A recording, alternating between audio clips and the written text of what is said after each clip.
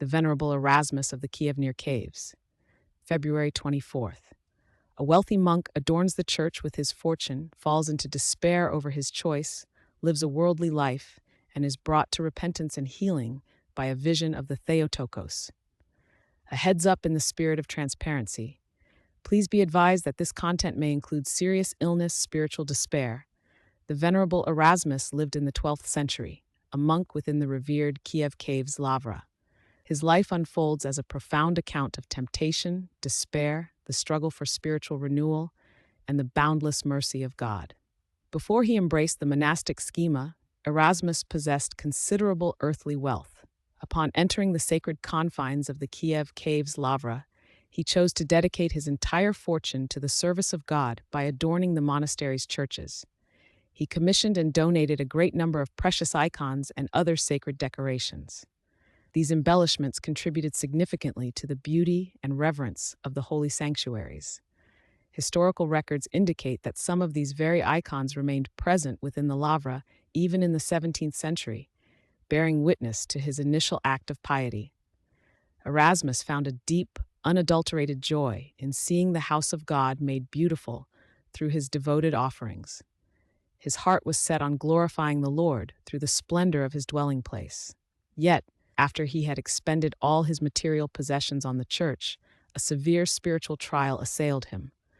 A thought, originating from the adversary, was planted in his mind. This thought argued that he had used his wealth improperly. It suggested that his fortune should have been distributed among the poor, rather than being spent on the embellishment of the monastery churches. This idea did not merely pass. It took root and tormented him relentlessly.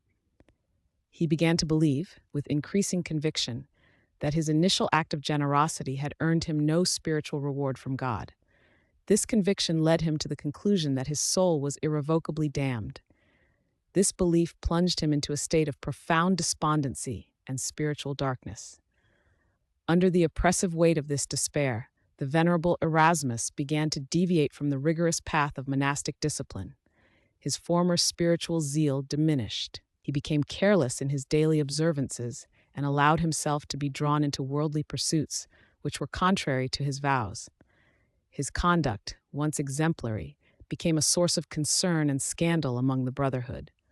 Those who had previously admired his piety now witnessed his spiritual decline, and their hearts were troubled by his actions. He had fallen from his former standing, seemingly lost in the grip of his inner turmoil. This period of disordered living, marked by spiritual neglect and worldly engagement, eventually manifested in a grievous physical illness. Erasmus fell gravely ill and lay near death for 7 days. During this time, he was entirely incapacitated. He could not speak, nor could he partake of food, nor could he even open his eyes. The brethren, gathering at his bedside, could only confirm his continued existence by the faint sound of his breathing. His body was failing, mirroring the spiritual sickness that had afflicted his soul. On the 8th day of his severe illness, the monks of the monastery once again gathered around him, believing that his final hour had come. They prepared to witness his repose. In that solemn moment, something unexpected occurred. Erasmus suddenly sat up in his bed.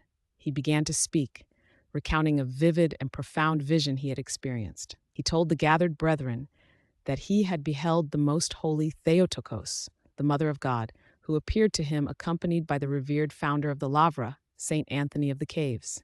The Theotokos addressed Erasmus directly, her words carrying both a rebuke and a message of divine compassion. She chastised him for his profound despair and for the sinful life he had adopted during his period of spiritual struggle.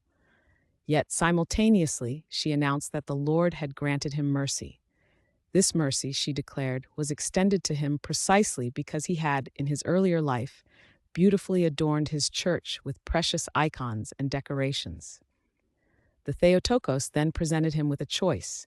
He could depart from this life immediately, or he could endure a brief period of continued sickness, use this time for sincere repentance, and then peacefully repose in the Lord after 3 days.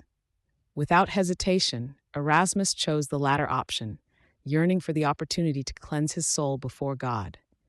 Filled with profound terror at the thought of his past transgressions and overwhelming gratitude for the mercy shown to him, Erasmus began to weep. With deep contrition, he confessed all his sins to the assembled brethren, seeking their forgiveness and prayers. In that very moment of sincere confession, his physical illness departed from him. He was completely healed. The transformation was immediate and evident to all present. For the next 3 days following his miraculous healing and vision, the Venerable Erasmus devoted himself entirely to unceasing prayer and tearful repentance. His heart was consumed with sorrow for his failings and thanksgiving for God's boundless love.